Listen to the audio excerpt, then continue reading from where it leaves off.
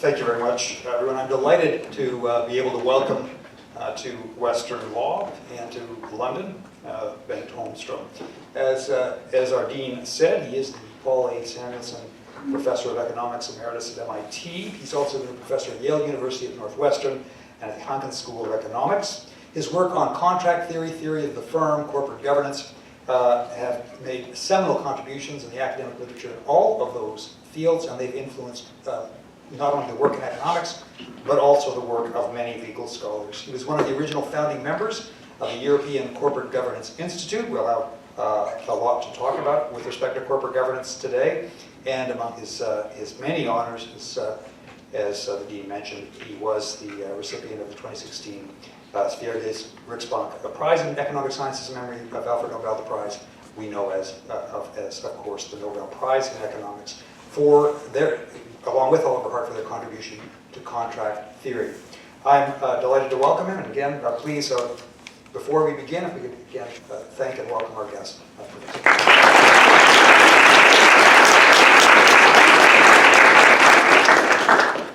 Well, we have a number of things we'd like to talk about, both theoretical and practical. And I think I want to start with the unique insights that you can offer, not only as a theoretician, but you've had board experience. That's not so common among people in your profession. I wonder if you could discuss a little bit about your own board experience and how that's influenced your ideas and perhaps the insights that you brought to the board. Thank you. Let me first thank you, Western, for having me here. I actually have been here several times when I was at Northwestern, because there was an excellent group of micro-theorists that were working on the same issues that we are, in fact, still talking about today. And so I enjoyed spending time here. And thank you for bringing me here for the second time. In the sense, we had a conversation. I don't remember how long it was. I think it was 2020. Professor Holmström was supposed to be our business and law lecturer in 2020. He was scheduled to arrive March 18th of 2020. And as you know, there's some significance to that date. So it didn't happen. Instead, we substituted a Zoom conversation, which was very interesting, but really not the same as being in person. Okay, so impressive group of people, I must say. Enjoyed to be here with you. So about the board, I have been I should preface it, I started in business myself. I was a mathematician, and I went over to a big conglomerate, Finnish conglomerate, that was one of the, I think it was the 5th biggest company in Finland at the time. And so I just saw in the newspaper article that I could get a year in the US in some university, and I decided that would be an interesting thing to try after 2 years at the company. And so I took a sabbatical from the company, and then I went there for a year, and now I'm in the 50th year of my time here. So it extended itself for a long time, but I'm very happy because I ended up at Stanford. And my other option was Berkeley, but they rejected me. But this has to do with, you know, the fact that it's not a private university, so they are not into this business of cultural exchange, which was effectively what it was. So with that, I came to Stanford, and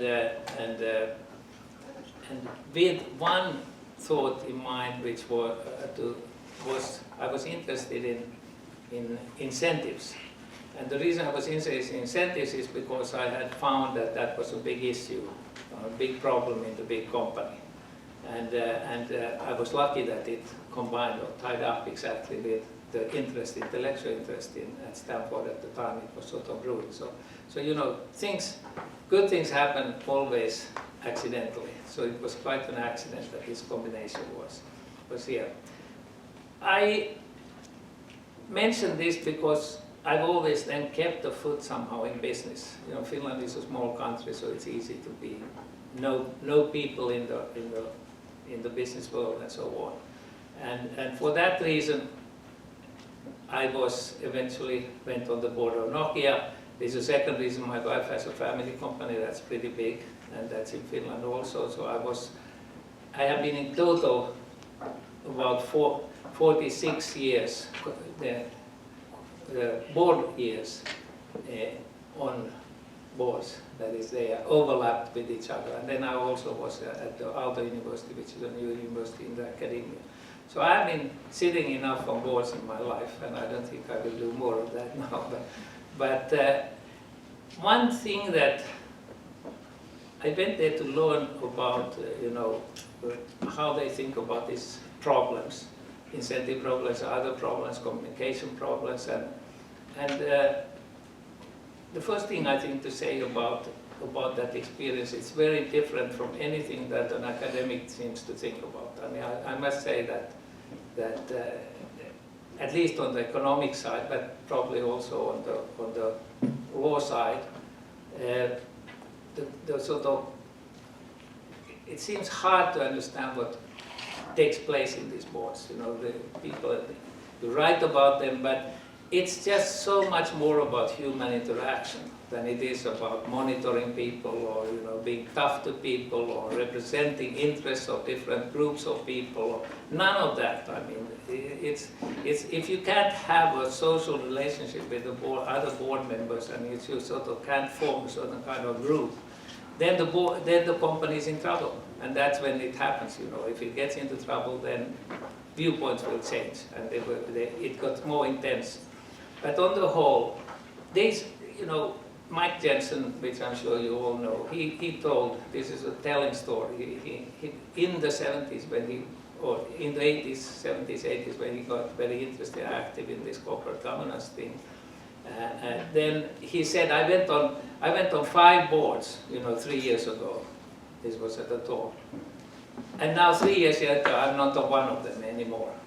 And you know, he was sort of implying that they were he was so frustrated with them, but I think it's the other way around. He just was, you know, eased out of the board.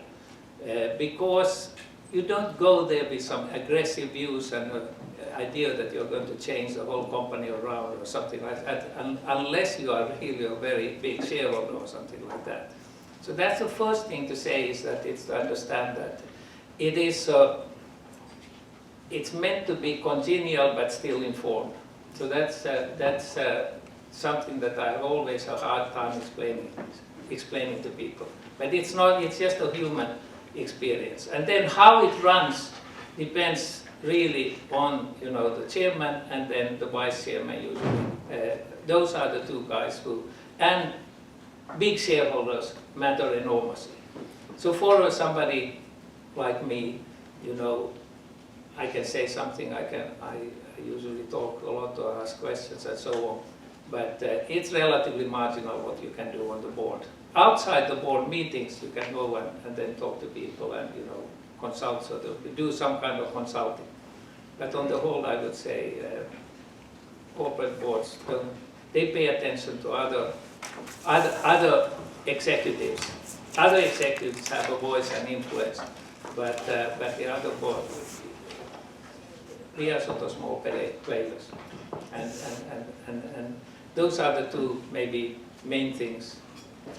I'm going to ask you in a moment just about strategy. Just to backtrack a little bit on Mike Jensen, because there may be a number of students here who are not yet familiar with Michael Jensen. Any of you here in my corporate law class will be talking about a lot about him later on. Michael Jensen was a very prominent professor at most of his career at the Harvard Business School. He's particularly known for his contribution to agency theory, and during the 1980s, during the big takeover waves, he became quite well known outside of academia because he was one of the strongest supporters of the view that hostile takeover bids are good. And at the time that he was saying that, that was certainly not the popular view.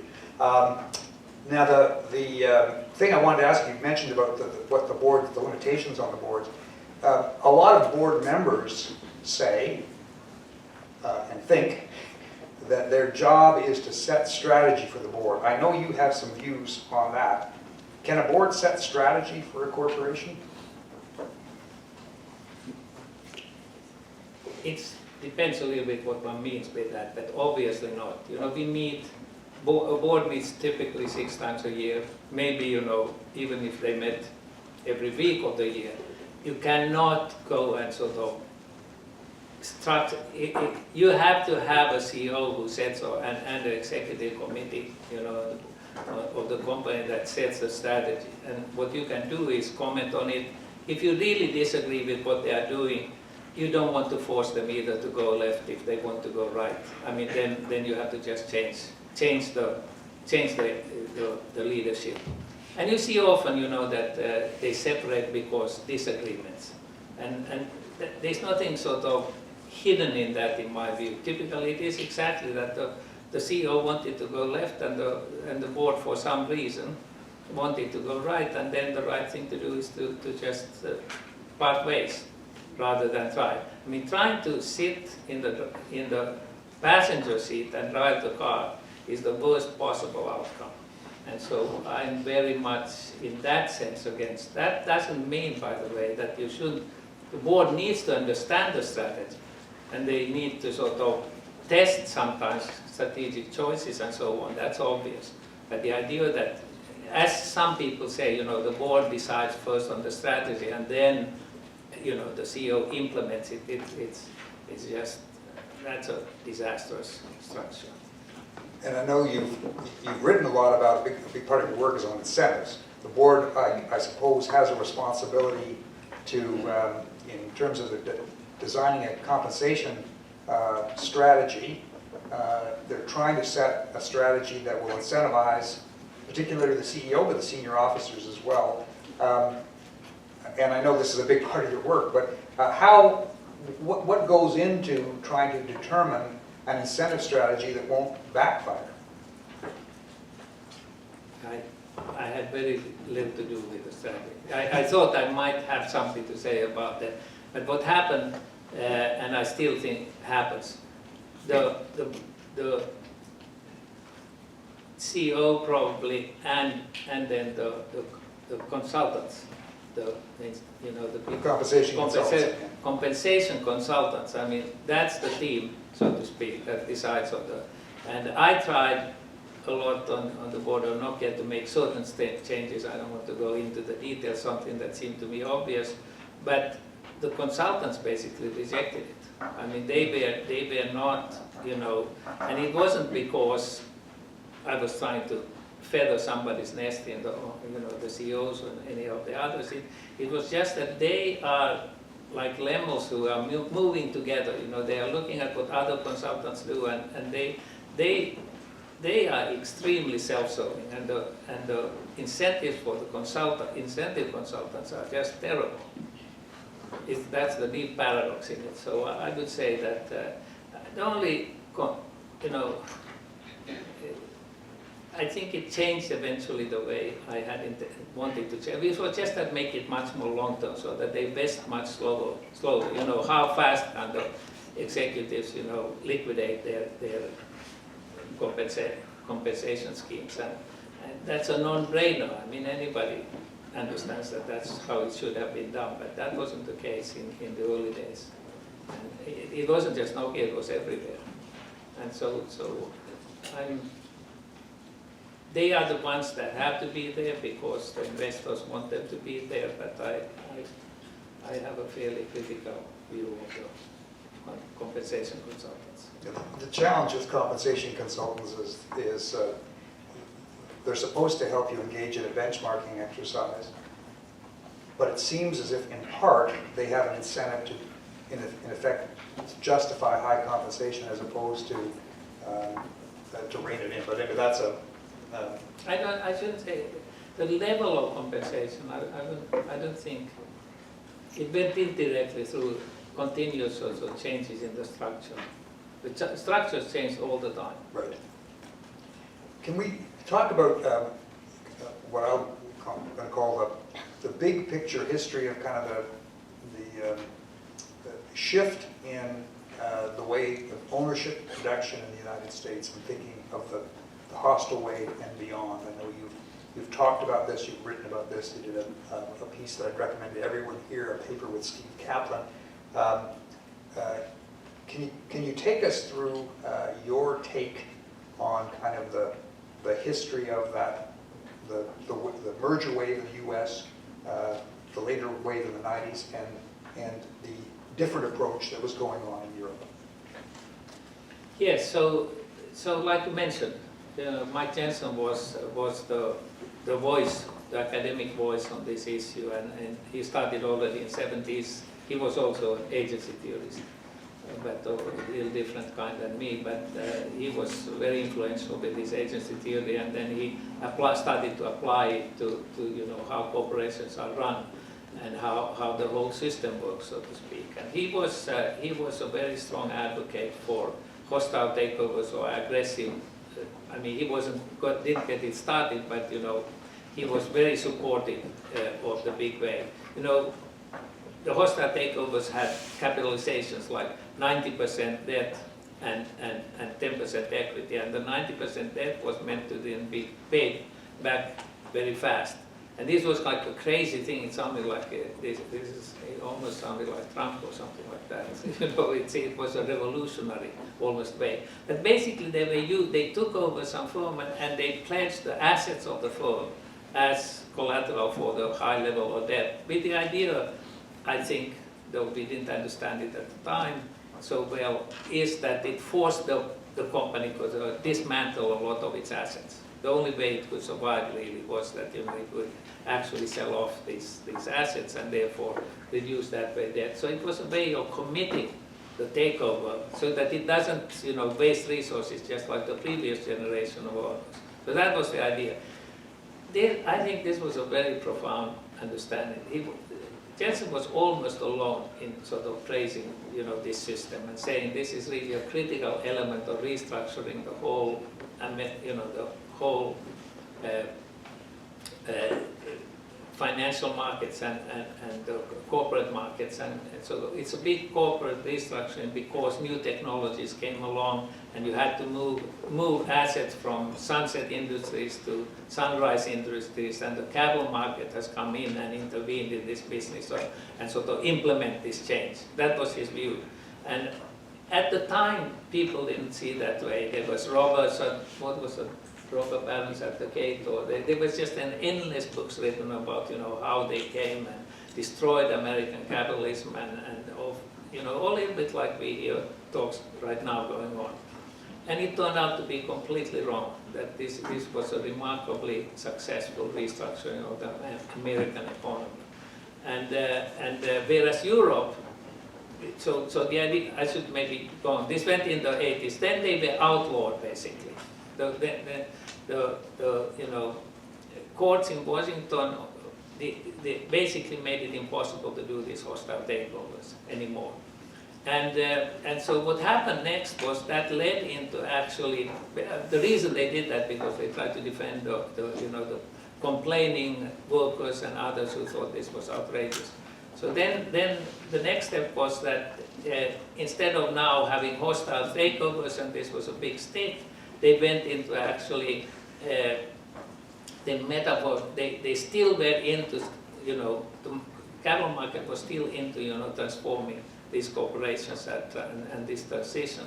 But they used a stick, instead of a stick, they went and used a bribe. That is, they started paying these executives very high wages. That was the other way in which they could get things to move. And indeed, they moved a lot. So, the payments went up, and as soon as the payments went up, then you had the executives of the big companies, join sort of in this transition. And that was the second leg of this, and very successful. And then after that, there's a lot of other, but these were the two. There was the bust-up wave and then the build-up wave, and this transformed the US corporate landscape very fast. Europe did none of that. European companies migrated. So Nokia, on which board I was, you are too young probably to remember that Nokia had almost half of the world markets on mobile phones at one point. 1.5 million phones a day producing at the peak. And one of the 10 most valuable companies in the world in 2000. So this was a big company to be on the board of. And they, how old was Nokia and how old is it today? We are talking about 160-year-old company. So how did it transform? They migrate, the executives start to see that, something is happening in mobile phones. They used to be in rubber boots. They had a lot of, in the conglomerate, they had a lot of different arms. And then they migrated that way. And the internal migration is something that is much slower, and it's costing Europe today enormously. Because they're sitting on all these legacy assets. They have no mechanism to really take on, transform themselves very quickly. And they have a limited startup scene. The startup scene has been a very big part of the US transition. So that's the big picture, is that corporate governance or the rules for how firms can transform themselves, at least it looks now to be a lot more successful in the US than it is in Europe. And Europe is really struggling for this reason, especially regarding the startup scene. That leads nicely to the next thing I want to talk about, that again, you and I talked about before, and I brought with me actually the book. This is Clay Christensen's book. And that's what I want to, this is the story that I'd like you to focus on a little bit, because I know that you've done a lot of thinking about it, and you've already alluded to it, this notion of what happened in the US, where the market basically is through the takeover, initially through the hostile takeover bid market, was able to shift assets from companies that were on the decline. Money could be released to companies that were on the rise, and that was a harder thing for Europe to do for a number of reasons. And the book that I have here, it's by Clay Christensen. Clay Christensen died just a few years ago. The book is called The Innovator's Dilemma, and it really is about this story, why it is that for some companies it's hard to innovate.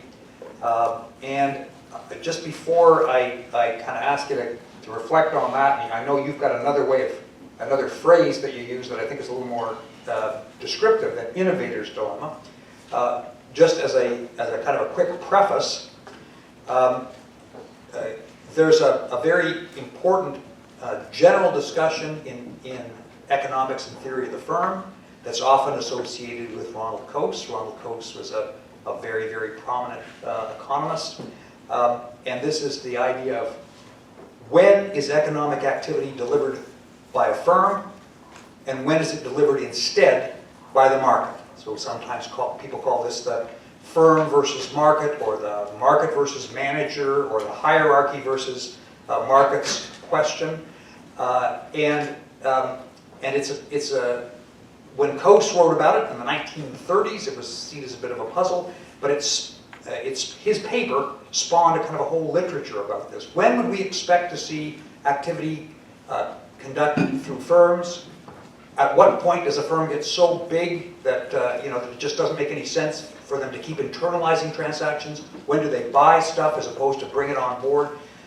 And that story, the theory versus the firm versus market story, is a very important one that underlies a lot of corporate governance literature. Now that, I just mentioned that because I know you'll from time to time refer to Ronald Coase, and he's kind of a giant in this area. But can we talk a little bit then about the innovator's dilemma and how that relates to the story that you've kind of been telling about what happened in the US versus what's happened and is still happening in Europe? Yes, so there are two. If you take the American model, let's call it the US model, this sort of external transition. So it's the capital market that forces on managers and companies to restructure. And that transition from old assets to new assets, or old activities to new activities, requires that you have a way of destroying the old activities. And then you have to have a way of creating new activities. And in the US, as I said, these takeovers and this sort of buying and selling assets through the capital market is the mechanism through which it's being reduced in size of company. But on the whole, it's, and then the hard part in some sense is to create new activities. And they really, and this relates to the innovator's dilemma. So Clay Christensen's point was that big companies, I would put it this way, big companies are not in the business of innovating. Clay Christensen never said it. He said that they are unable to do it. I think actually it's not that they are unable to do it. It's more like that's not their business to be innovative. Small innovation, I'm talking big leaps, not sort of small changes and sort of a slow transition and improvement. And Nokia, for instance, was a good example. They tried to innovate, big time, going into entirely new places. But on the whole, none of it was really successful, or very marginally successful. They were in the Silicon Valley, they had internal innovation. So big companies are not set up to innovate in a big way. And Jim Marsh, who is a famous sociologist, used to talk exploring versus exploiting. Big companies are all into exploiting, that is selling 1.5 million phones a day. You don't, at the same time, for some reason, you have a hard time innovating also. Because you are sort of, that's my take on what the challenge is for a big company. But the US capital markets, therefore, took over this task of forcing them to, move capital over to innovation, to innovative enterprises. And that's where Silicon Valley comes in. And I think that relies heavily on, the US university system. When you look at where this sort of innovation activity and startup activity has taken place, it's always around some universities. So it was the startup idea and the private, the model that is being used for startups is venture capital, and the venture capital model is completely orthogonal, or actually 180 degrees different from what the company does. They are basically into failing a lot and then winning in a few cases. So that model is so antithetical to a big company. And it works for small companies or startups because they have nothing to lose really.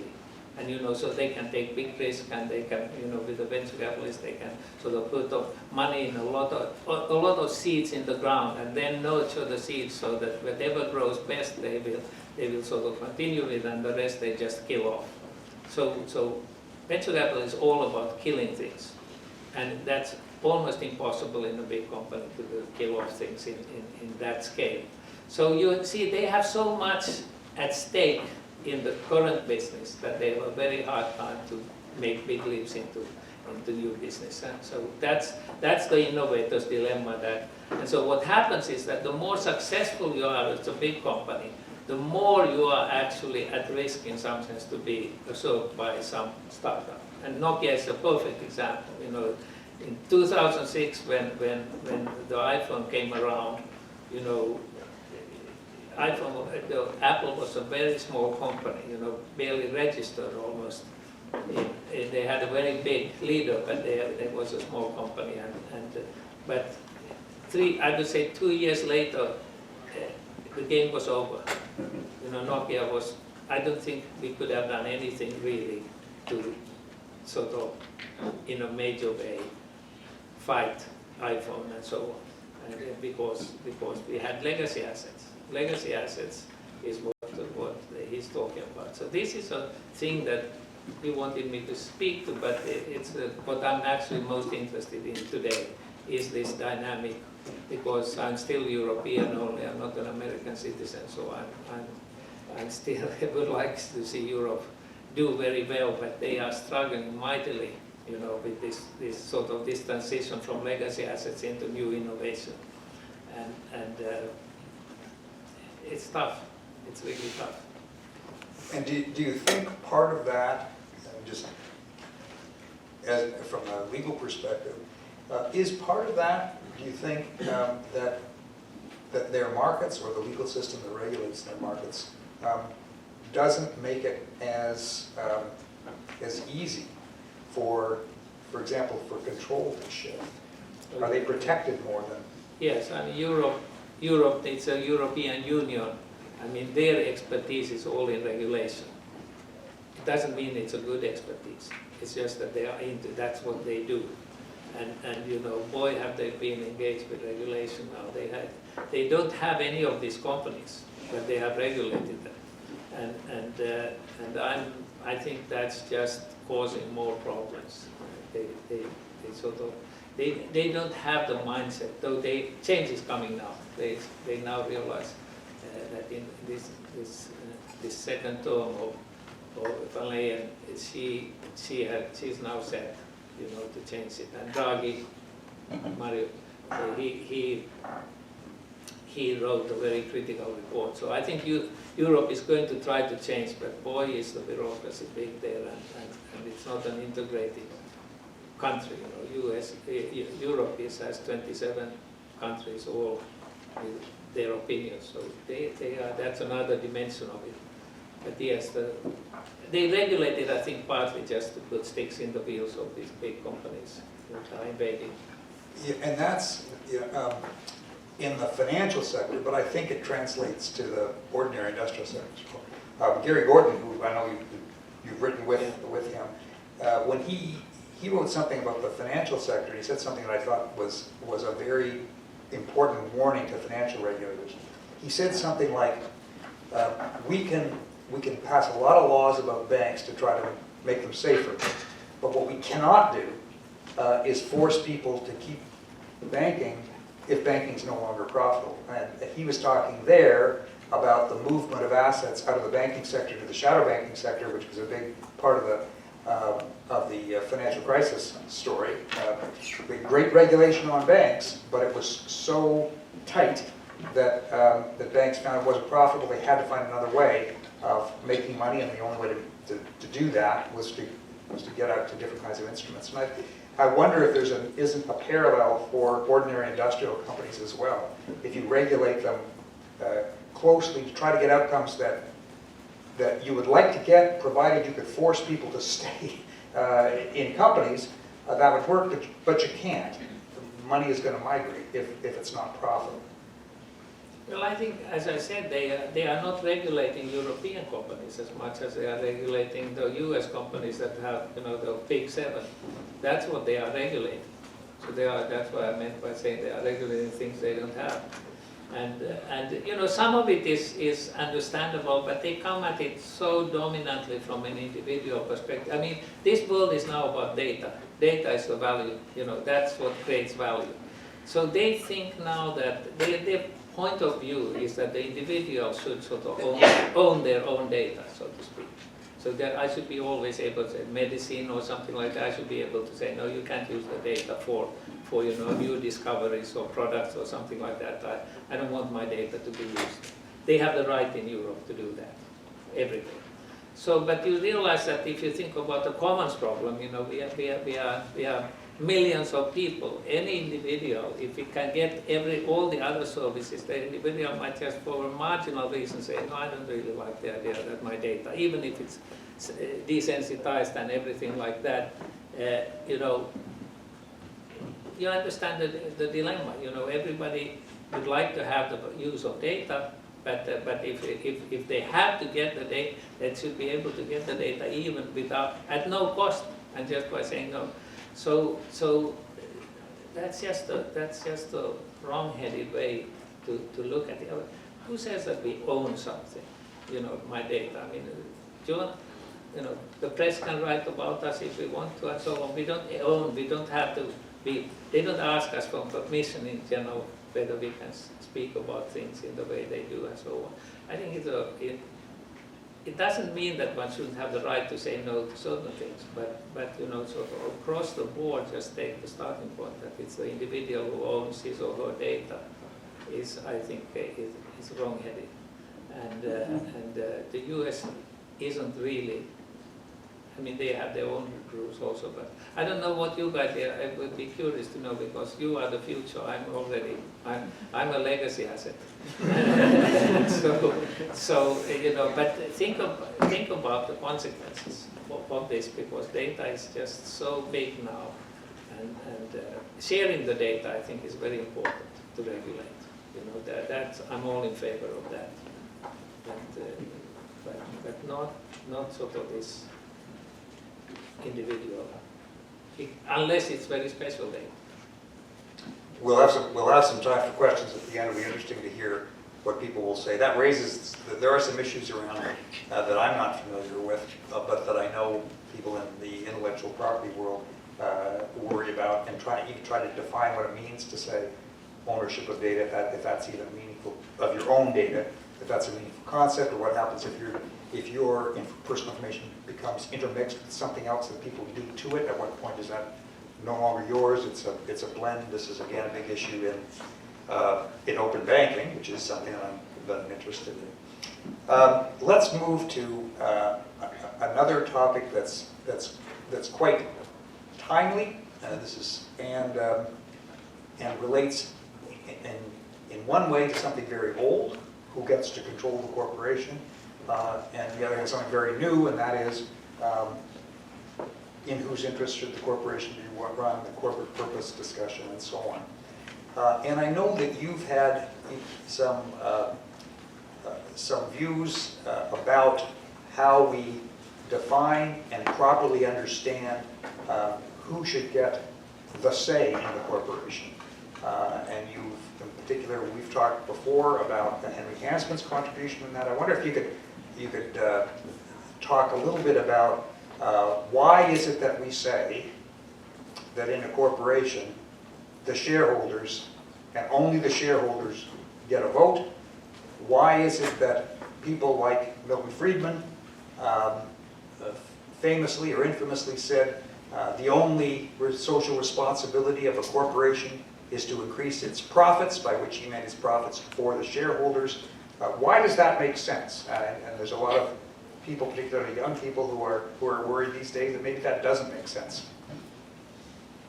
Yes, I mean, when I think about it, when laymen think about it, you know, the question about why is it that the shareholders that sometimes own the firm just for a few days or for a few months, and so why should they have the say or how to run the firm? Whereas say workers who have been there for 20 years, 30 years, and so on, should they have a say? I mean, who knows better the firm? Who has a bigger interest, so to speak, in the firm, and so on? That's a very legitimate question, I think. You know, and of course, laws have been written so that they have some say, and so. But Henry Hansman had I think a profound insight that, in a sense, supports very strongly the Friedman view. I don't know whether you have ever read Friedman, but you should read. He wrote a newspaper article in New York Times, 1970. And it's not a long article because it's in the New York Times, you understand that. It has generated more conversation, intellectual conversation, than I think anything an economist has written ever. And because he said, as you mentioned, that the firm should be run entirely for the purpose of maximizing profits.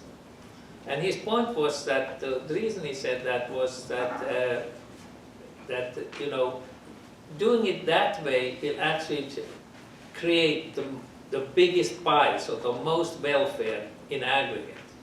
And that's what I want to elaborate on it. It sounds strange, but I think that if I get to run it, then the rest of the people will just get, or the patrons, as Henry Hansman calls them, you know, workers and suppliers and so on, they will get just crumbs left on the table. Well, Friedman's argument, by the way, this is Coase's argument originally. I'm sure they both were colleagues at Chicago, so Coase was the influence, I think, of Friedman on this, who was a macroeconomist in general, so this was Coase's. And the idea is that the way the others get a claim of the pie, you know, the value that's created for the activity, is that they can exit. So if you are running a firm, especially if you are an entrepreneur, you will very quickly learn that, like they all testify, the workers and the suppliers, especially the workers, are the firm. And they are, the value creators in the end of the firm. And so, because they can exit, if you don't treat them well, they will leave the company and then you will have an empty bag left. So, the fact that I have the right to decide is really just I have the right to orchestrate this company in a particular way. Of course, I make also decisions, but on the whole, I can structure it anyway. I have the right to set the rules of the game, so to speak, for the company. And that's the way I think Friedman, he didn't express it this way, but that's the way I expressing it. You can set the rules. If you set stupid rules, then people will not come. And people will, just like if you do stupid products, they will not buy. So it's the same mechanism, we all, exit options are just immensely useful. And it's really, exit options means easy. You are free to choose whether you are in the company or want to leave it. And that's the disciplining thing. And then the shift is, the question is, so why is it that owners have the right? Well, because they have certain things they want to exercise, like, how the capital is deployed and so on. Those are decisions that the workers are not very well prepared to do. But there are corporations that are not run by, and this is Hansman's point, there are companies that are not run as joint stock companies. They are cooperatives, they are, partnerships, you guys know all about, the legal forms in which you can have economic activity. And so the question is, why has the joint stock companies been so successful? And the answer is, Hansman studied these non-joint stock companies, joint stock companies. I mean, where owners are not in charge, so to speak. And he found one interesting fact, especially for cooperatives. All cooperatives are very narrowly focused. So if you are a farmer in Wisconsin or here in Ontario or something, you will belong to a lot of different cooperatives typically. You have the egg cooperative, the dairy cooperative. They were very narrowly, cooperatives were focused around a narrow set of activities. And so he asked himself, why is it that way? Well, because getting agreement on how we run this cooperative, it's important that we don't have very conflicting or different types of activities. We want to have it as narrowly as we can. And so he came up with the cost of voice, which is a well-understood concept from the past, is that the cost of voice is so much higher than the cost of exit. So these are the two main control mechanisms. You can either voice or exit. And the exit option is very cheap and effective, whereas voice is very expensive, because then we have to start discussing things. And that was his argument, is, the reason we give it to these capital owners is not that they are owners. The reason they have the right to decide in most issues is that they are the most homogeneous group. They are basically interested in money. They can buy and sell their shares to each other if we have problems with getting agreement. It's a very inexpensive system relative to what corporates have. So I would say that conceptual framework, that looking at things from this angle, is immensely useful, both prescriptively, like Friedman did, but also descriptively, because you can see that when these sort of rules of the game keep shifting, the corporate governance rules, they are in response to particular events in sort of what's happening in the world and why. And you see it right now, actually. You see that there's a lot of concern about things that are externalities, meaning the environment, especially, but a lot of other things, that the use of data belongs here and so on. And we are going to see corporate governance responding to this, is my forecast. Just as Henry Hansman is a professor of law at the Yale Law School. He's also an economist. And just picking up again from on Milton Friedman's paper, you mentioned it's generated more. So Milton Friedman's, he wrote his thesis that corporations should maximize profit and nothing else. It did appear in his book, Capitalism and Freedom, earlier, but it was this article in the New York Times, just a short article, and a lot of quite extravagant things have been said about that article. What I mean by that is, a lot of people have claimed that this article suddenly changed everybody's thinking. It's a highly improbable view, and Brian Sheffens, a law professor at Cambridge, has written a nice little article recently called "Stop Blaming Milton Friedman," where he kind of tracked. He said that this article didn't have really any impact. I mean, it's an interesting thing to talk about, and it frames the argument about whether shareholders are, first and right or not. But the suggestion that somehow Milton Friedman changed everybody's view, that we were all in a different kind of world before he wrote this article, seems highly unlikely. But the Friedman's argument was that corporations shouldn't, as it were, on their own, try to balance all of the different interests in society. That's a governmental role, that's not a corporate role. That the corporation's job, as you put it earlier, is to try to maximize the pie, and that will give more for people to distribute, and the law can help allocate how that distribution works.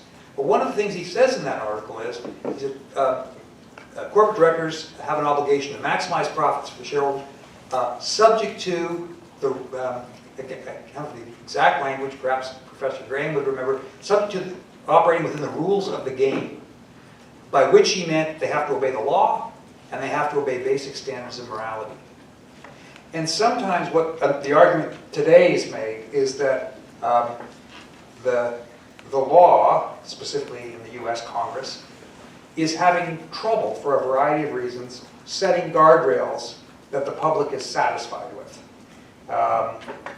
Do you think that's, is that a legitimate beef, or is that just people who aren't getting their way from the elected officials and therefore want to say, well, they're not doing what I want, and therefore they're not really doing what all good thinking, reasonable thinking people want?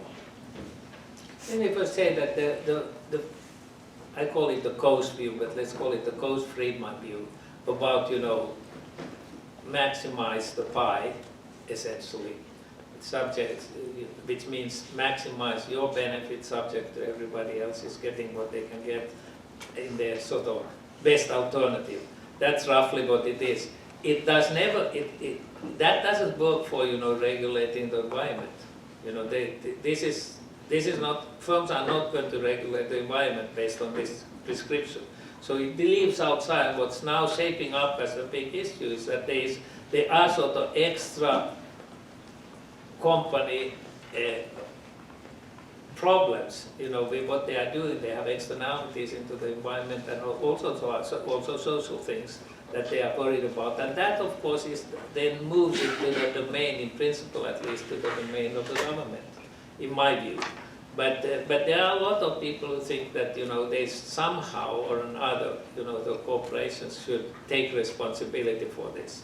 They have to be, of course, involved with the environment, because business is the one that has destroyed the environment, and therefore, they have to change their behavior. But the question is, should you just exhort them to say you have to do something? I think you have to somehow give incentives to the companies to do it. I don't see how companies would. So these would now become the constraints that you're referring to. I mean, Friedman says it's subject to constraints that the government has placed on it, of course. And so I think the discussion now is whether the big shareholders somehow should be morally, the asset managers, our pension assets. You realize that if you think this capital market is doing something bad, it's thanks to your money. Or my money, rather, our generation's money that is sort of is being used for this something evil purposes. But I still think that this concept, this distinguishes what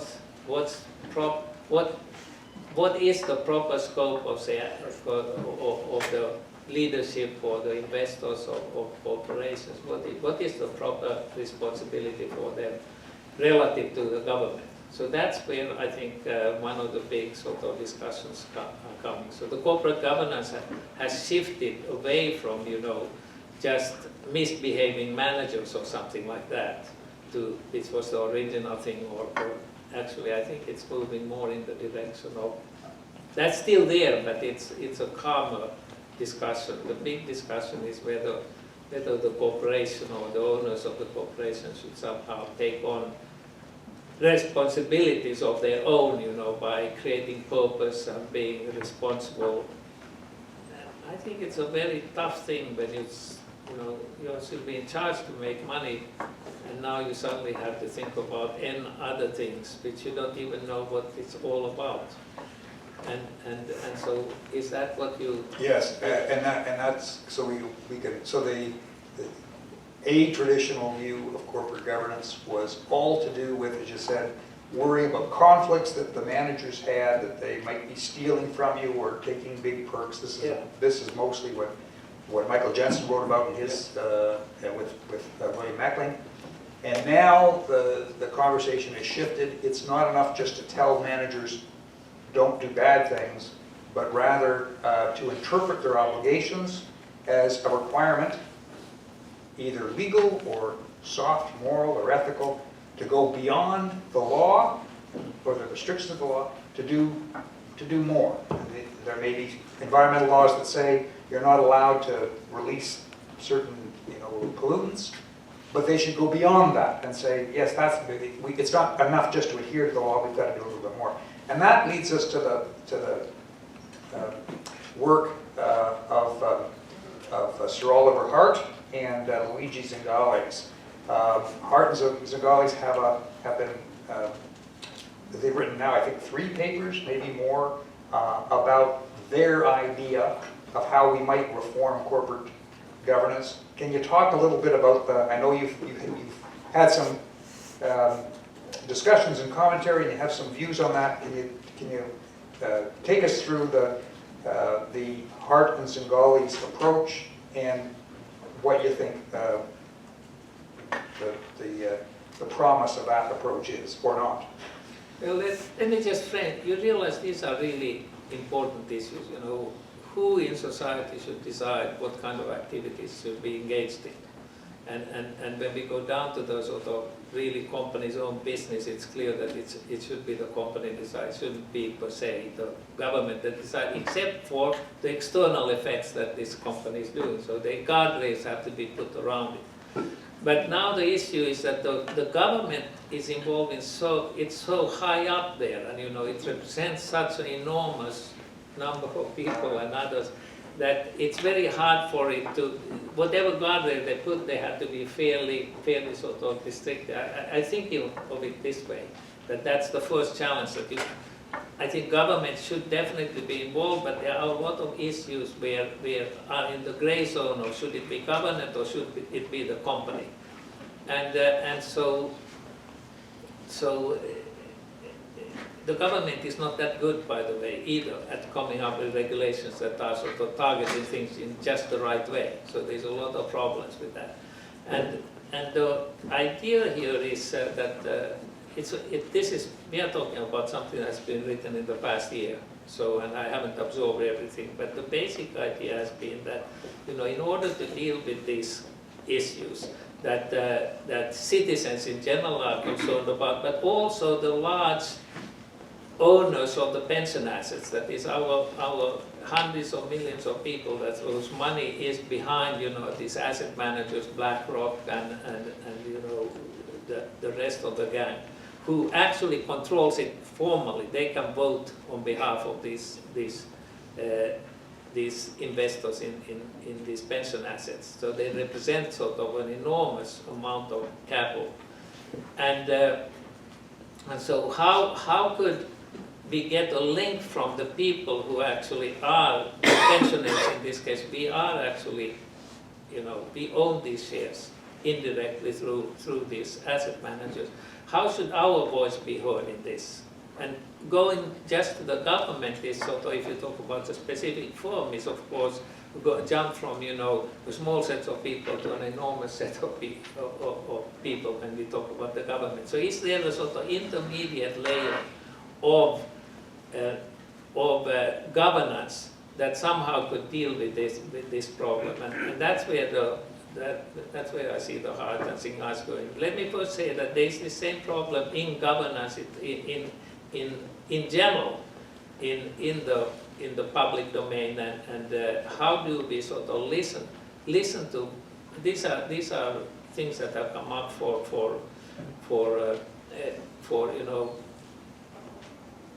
basically government the congressmen and so on, they are frustrated that so much is being asked about them and they don't have answers to all these questions. So they have, in some countries, they have turned actually into what's called a citizen assemblies, which is sort of an advisory role, setting up a system where a group of representatives of, not political representatives, but representatives of citizens in general, to decide complicated issues. Let me be concrete about it. Say Ireland, for instance, has one of the successful use of this model is as a citizen assembly. Citizen assembly was a collection.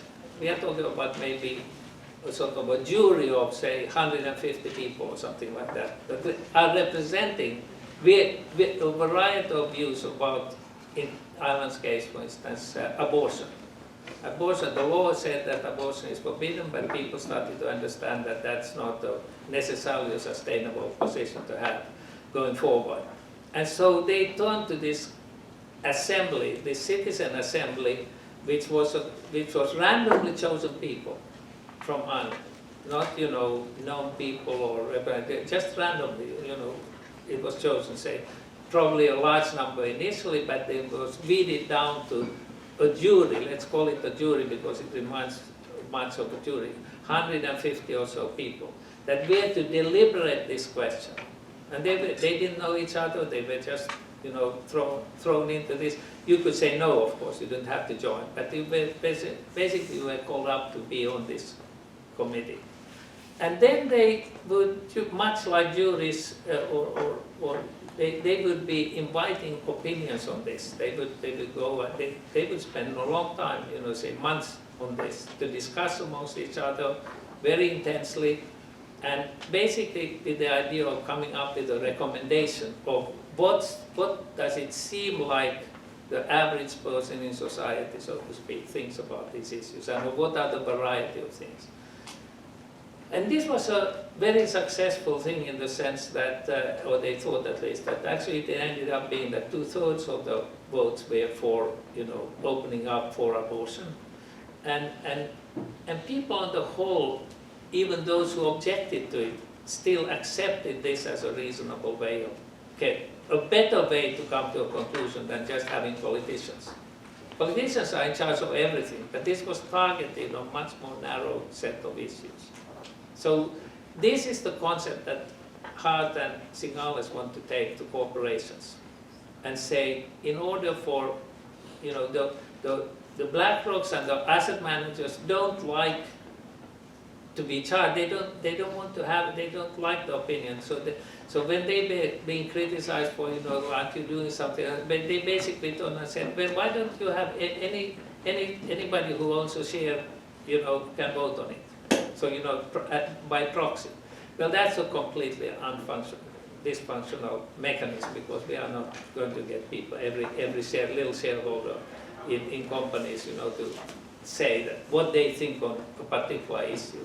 So this is a way of sort of having a selection of people, randomly chosen more or less, to actually pass an opinion on a variety of issues that may be coming up.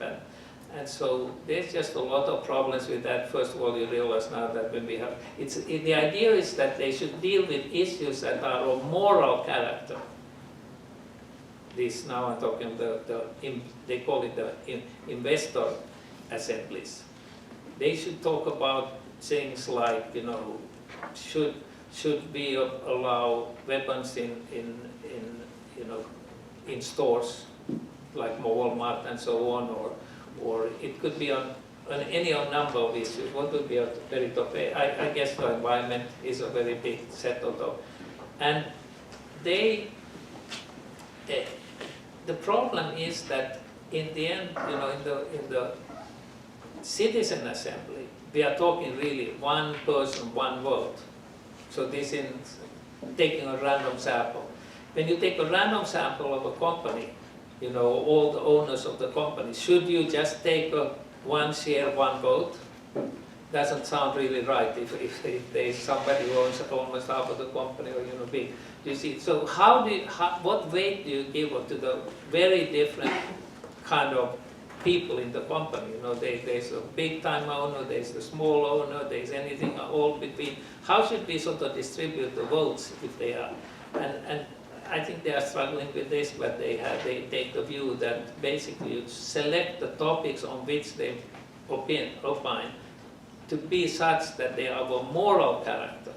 And therefore they argue it should be right. It's not your number of shares that you have in a company should decide what you think about this moral issue of you know, doing something bad to the environment or something like that. That's what they argue, that they should take on tasks that are sort of general social interest, and therefore the one share, one vote is defendable in this context. And they're not proposing that this group would be able to make any binding, No. It's just advisory, right? Yeah, I think they are dreaming about that, but I don't think that will happen. That will conflict with so much of legal scholarship about what the corporation is and what the investor has the rights and so on. I think it seems to me at least hard to do. But it is I was first very skeptical because I didn't tell about the middle step that seemed infeasible. But this is not an uninteresting thing. And I think this has some legs, and I think it may go somewhere. You know, because the interesting thing is that the representatives, you know, the asset managers, the big companies that have these shares, you know, BlackRock and etc., that really, they don't want to deal with this issue. They are charged with voting on this, so to speak, but they don't want to vote because they get criticized. Larry Fink, you know, he said something about, you know, he wants to run BlackRock so that the environment is you know, a positive thing for most of us. Probably think that something good for the environment. Boy, did he get in trouble with some big-time shareholders thought that this is an idiotic idea. And notice again, Friedman does not defend this part. He never defended the part that he didn't talk about it, but he didn't defend the part that if there are externalities, there shouldn't be some railguards on the externalities.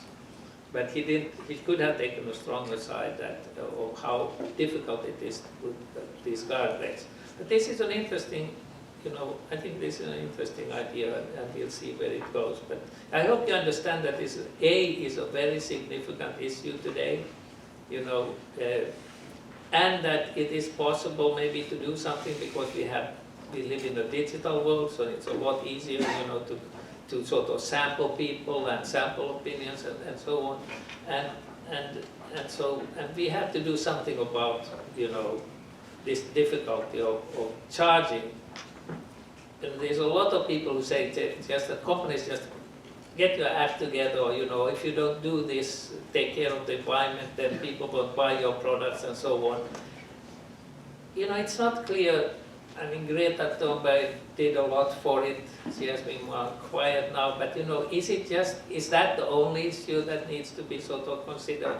You see, it's very difficult to control if all the people start walking and protesting and so on. Is that a reasonable way of influencing, you know, how decisions are going to be made? Maybe there are other more important issues that get no attention in this. You see that it's sort of, I'm not against protesting, but I'm saying the protesting as a it seems to me a more rational and structured and reasonable way, perhaps, to express doing it by way of opinion. this. Yeah, it's a middle way between, actually just political governance and corporate governance. There's a sort of somewhere in between, drawing from corporate shareholders, a group of people who will express views that take into account, the government level issues. Somehow I feel that this is certainly worth experiment. I would like to hear, by the way, Oliver wants to hear. He's my good friend, so I will report what you vote. Let's take a vote. How many think it is a good idea to explore it at least? Or did you not understand this? The idea would be, I can't go back and tell Oliver that the support was 0. But do you understand the question? Does this sound like something interesting to explore, that you get this sort of investor assembly that ponders difficult issues of a moral character or an environment, externality character? Do you feel that this is a good idea? Stick up your hand if you do. How many understood at all what this is about? Well, it's hard. You seem very tentative. Is this characteristic of Canada? no, well, no. I think it's a new, hearing it for the first time. Yeah. Particularly if you haven't thought generally about how those ideas are put forward in the corporation now. So for example, there is a mechanism in the US and in Canada, it's very similar, the Canadian one was based in the US mechanism, of the shareholder proposal. We see them at every meeting where individual shareholders will put forward a proposal that is on these very kinds of issues. Every corporation, every large corporation, every meeting will have such proposals. And generally, the management doesn't like them, primarily because they find them kind of a distraction, or because they are sometimes framed in a way that is quite combative of management, and as opposed to focusing on the issue. So we've got that mechanism. I think the investor committee mechanism that's proposed would be quite different from that. It would not be raising something for the first time in what is usually a very confrontational way at the shareholder meeting, but rather a discussion, I guess, behind the scenes, perhaps with management as well as with the investor committee. So it would not be as confrontational as some of the shareholder proposals are. But I mean, again, I think it's difficult for a group of people hearing it for the first time to sort of reflect maybe on, I don't know whether that's an improvement over what we have now, because people here may not be as familiar with what's available now. But it's we'll bring you back a year from now. I think you should bring Oliver back a year from now, and he will be more. This is new for me also, as I said. I read within the last 3 months. I've seen that, and I read all that they had written, and I talked to Oliver, and I'm sort of interested in. They had other things going before, and I wasn't interested. It's not worth talking about that. But how concerned are you about the environment? People very concerned about the environment? Stick up your hand. Okay, so you should be interested in this, because I think this is a channel that will be intermediate to. It's just like talking about corporate, being on the board. One of the painful things were to go to the shareholder meeting once a year and listen to every shareholder has the right to speak. And so they are the sort of professional complainers who have one share in all the companies, and they go to every company in Finland and they are taking 5 minutes or 10 minutes. I mean, they are real pain to deal with. So some letting just anybody who has a share speak is not a good model either when it comes to these things. And we're going to open up to questions now in the last few minutes. We do want to wrap up at about 10:02 because I know that people will need this room. One of the concerns that people have always had about, again, the Milton Friedman idea, government should set the guardrails. That's perfectly appropriate. That's what government does. And the worry is, Yes, but government is not, corporations have such a powerful route to control government through campaign finance and everything else, that government really isn't external to the corporations. The worry is that government may, in some ways, be captive, and therefore we're not going to get the constraints that we need, precisely because the very people you're trying to constrain are the people who can call the shots. That's a perfectly legitimate argument. For me, the challenge is, yes, but if that's true, why would you believe that the corporations themselves would do a more effective job if the very people who you're, the reason you're worried about government is you think the corporations are controlling government? Why would you let those same people be trusted to do it for themselves? But that's a different issue. I'd like to open it up for questions in the few remaining minutes. Yes. Yes, Erik Bolin. My question is that you contrasted the US and EU management style, and we had in the 1980s a lot of attention to Japanese management style that seemed to have a new incentive structure. So now we pay a lot of attention to China. So do you see any inherent weakness, incentive weaknesses in the Chinese management style that will change outlooks in the future? That's a little different when you say management. That's not the same as governance. Those are two very different issues. So, management styles have been adopted fairly quickly, often into say, there have been big waves. Usually they start in the US, but you're right, Japan came in and everybody got enthusiastic. So this is just regular business. And businesses understand what's valuable for them.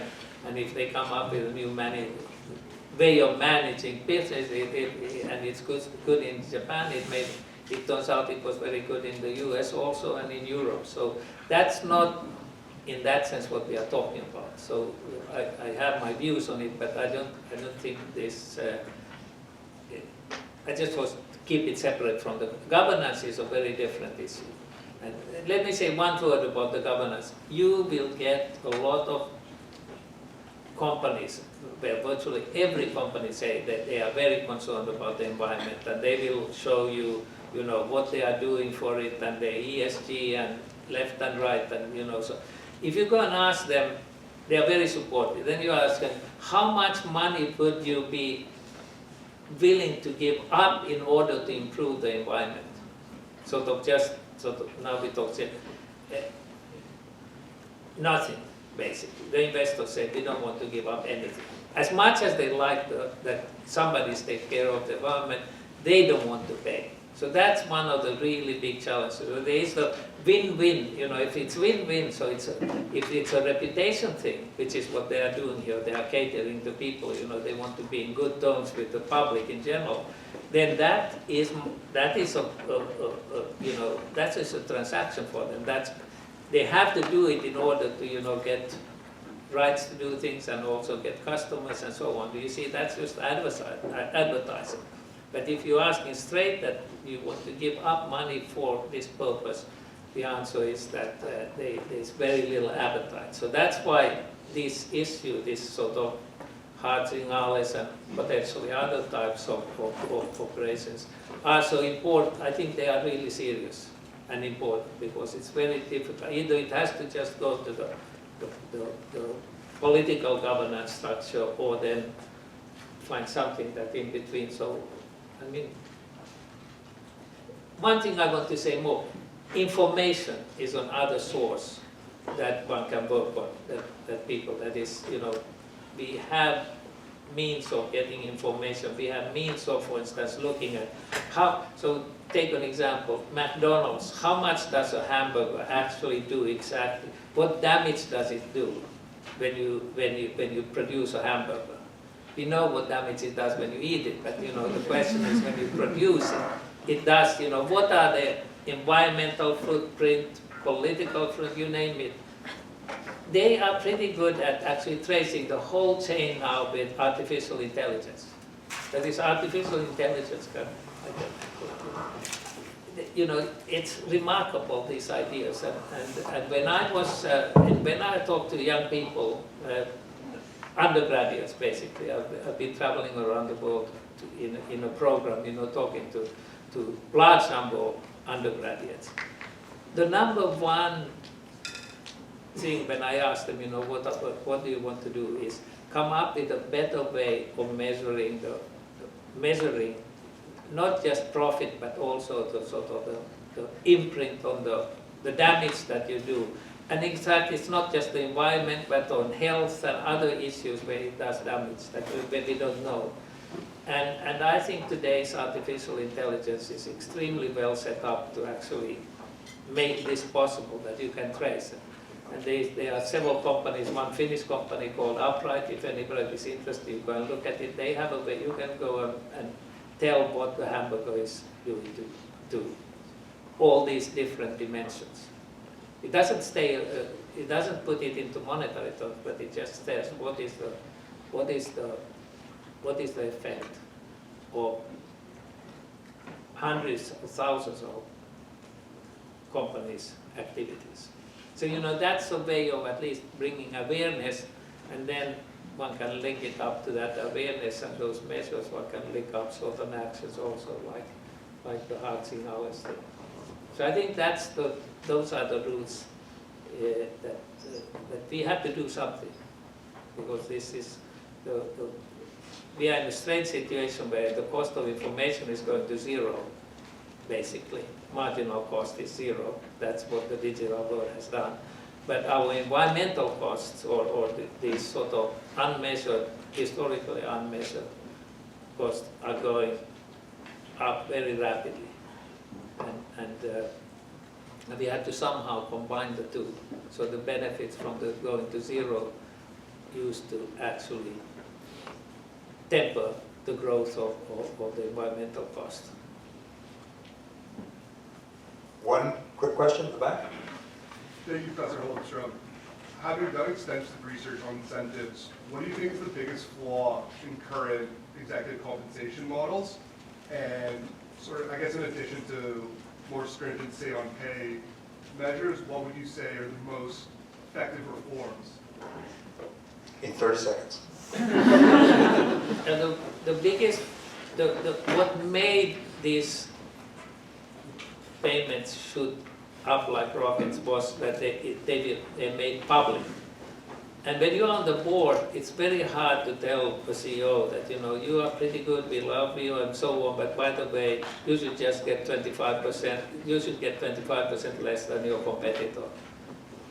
It doesn't flow. You are in for all the talk about how we shouldn't compare and so on, comparison is the way by which you have to judge. If you want to, because the cost is going to be so much higher of having an unhappy CEO or having it's different if I own the company. Then the CEO understands, it's my company, I'm thinking about it, and but when you are in these public companies and you are not a big shareholder or something like that, it's very hard to deal with it. So I would say that together with these advisories, these compensation advisors, that's somehow trouble. I don't have a solution to that, but